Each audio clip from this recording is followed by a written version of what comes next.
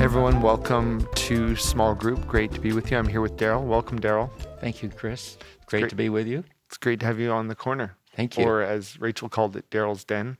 If it wasn't Chris's corner, it could be Daryl's Den. Think about that. I see. It's also an alliteration. Well, like Chris's corner was. Exactly. Although Daryl's Den does have a little bit different ring to it. Yeah. How would you feel if we just started naming things after you? I would feel very uncomfortable. I know you wouldn't feel very uncomfortable, I or you would feel very uncomfortable. Yes, I thought you would. Yes. I thought you would feel uncomfortable with that. So welcome to Daryl's Den, everyone. We are in a series. We're not, if you've been watching these, we've been doing this, What's Happening at the Way, and we're not going to do it because there's nothing after the women's event. It was so good. We can't top that. And so there's really nothing to tell you about other than Christmas is coming and get ready for more details about that. And so that's what's happening at the Way. But we're also in this series still called Signs of Glory. And we've said to people on Sundays in this video that what's unique about the Gospel of John is he calls Jesus' miracles signs. It's a technical term. And these signs are meant to point beyond themselves to the glory of Jesus. And we've talked about glory as illumination, glory as weightiness, glory as the essence of who God is. And we're looking at the God revealed in Jesus in all these stories about the signs. And on Sunday, you talked on what is maybe my favorite of the stories we've done so far. John chapter 11. People are likely going to read the chapter. Hopefully. Yeah. And the raising of Lazarus. And when you taught, you broke it into 5 different movements that all started with P. And so I wonder if you could just give us a recap or a refresher. Sure. Now, I broke it into those 5 movements. I'm not suggesting John wrote it intentionally with 5, but the more I work with it, I think he would say, I think you got it, Daryl. That's what I was doing. At any rate, the 5 movements are puzzle, pain, promise, pathos, and power. Should I just walk through what each of those means for a second? Yeah, give us a couple seconds. Here's what I think you should do. You should give us a quick definition or reminder of each of them. Okay. And then I'm going to push on a few more because I'm sure people are going to speak to which of the P's resonated with them. So give us the definition or reminder on each of those. Well, puzzle is where Jesus receives word from Mary and Martha that their brother Lazarus is sick. And the puzzle is the way Jesus responds. He says, this sickness is not unto death.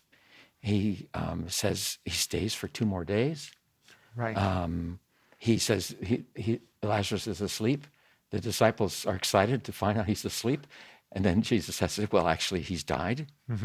So it's a puzzle. Why doesn't the Savior of the world, who cares about people and loves Martha and Mary and Lazarus, probably his favorite family to visit, why doesn't he get up and go?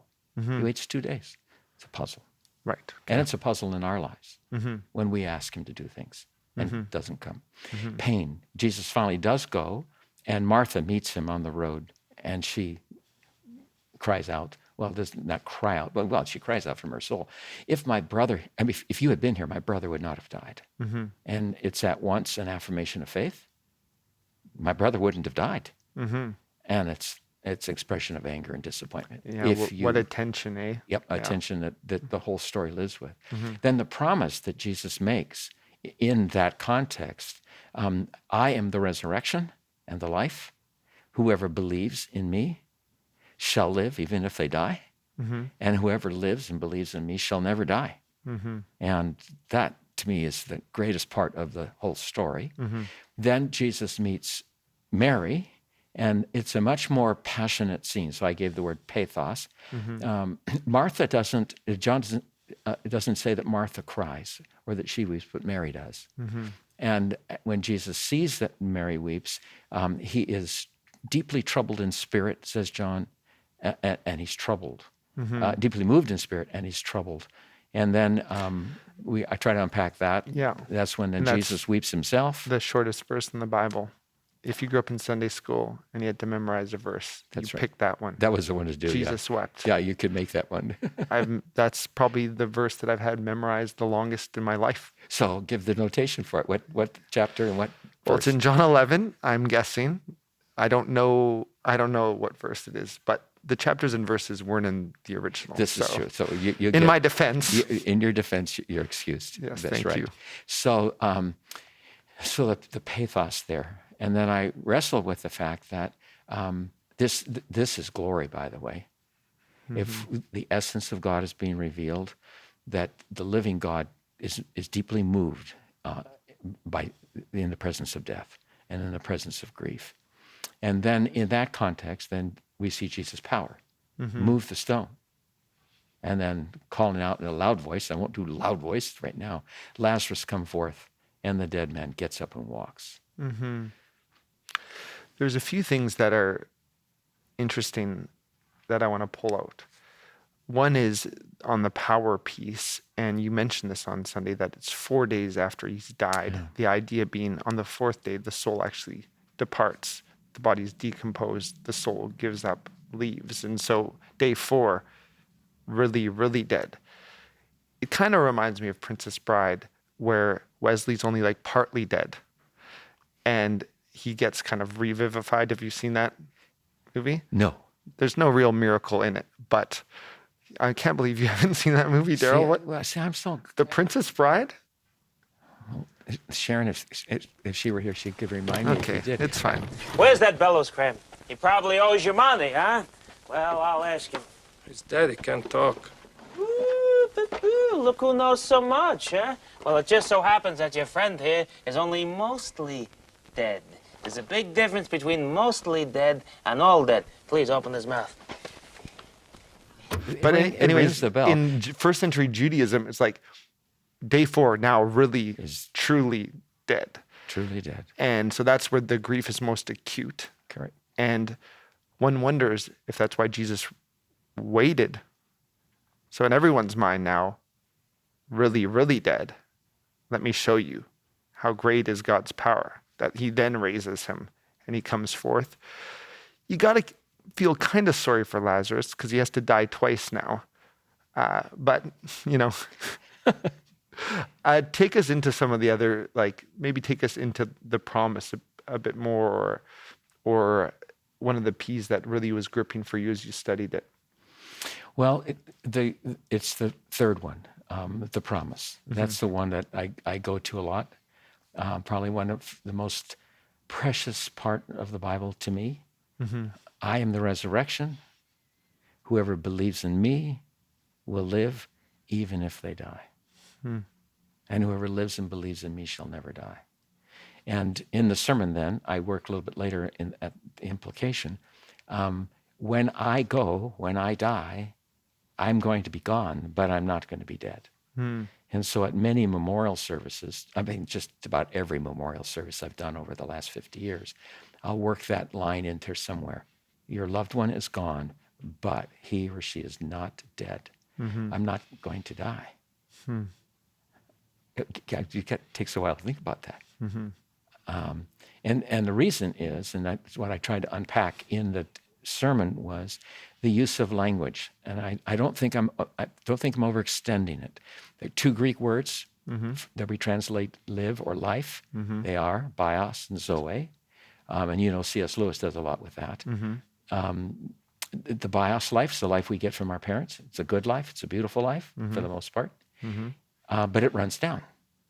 Everybody knows that. Every birthday you have, you discover it runs down a little bit more. Right. It runs down. That's what I think about on my birthdays. Do you? 1 year closer to running down. So my birthdays are bleak affairs. Oh, well, let's change that. Yeah, with this passage. Come on. So it's 1 day of the full realization of Zoe. Yeah. The 1 day closer. 1 day closer. However, I'm going to give you good news, in a moment on that. Zoe life doesn't run down. It can't run down because it's the life of God. And then what Jesus is teaching us is that in relationship with him, of course we have bios. He gave it to us. But we have Zoe. And so right now, at my age, I'm living Zoe. You're living Zoe. All of you in the small group are living Zoe, who are believing Jesus. So we're already beginning to experience that life that was intended after we die. Well, actually, at the end of time. So so that life is not affected by the grave. That's why I want somebody to say at my memorial, Daryl is gone, but he's not dead. By the way, on the heels of that, can I say the second thing I hope somebody says? Yeah.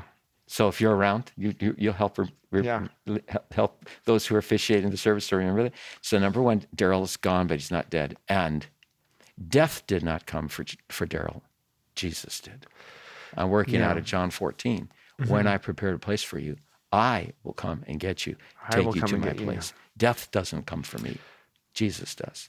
Yeah, And when my dad was sick and dying, that's what Sharon said to Deandra. Good. But she quoted you. She didn't pawn it off as like her. She said, Daryl often says, Well, it's not death that comes it has for us, really it's gripped Jesus. her. Yeah. So she regularly reminds people of that.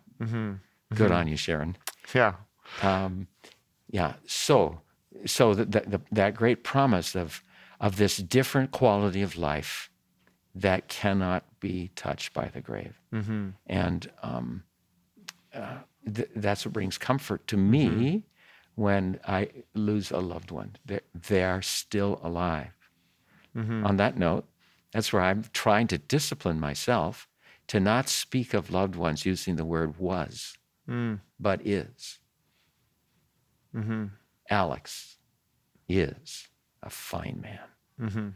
Alex is very brilliant.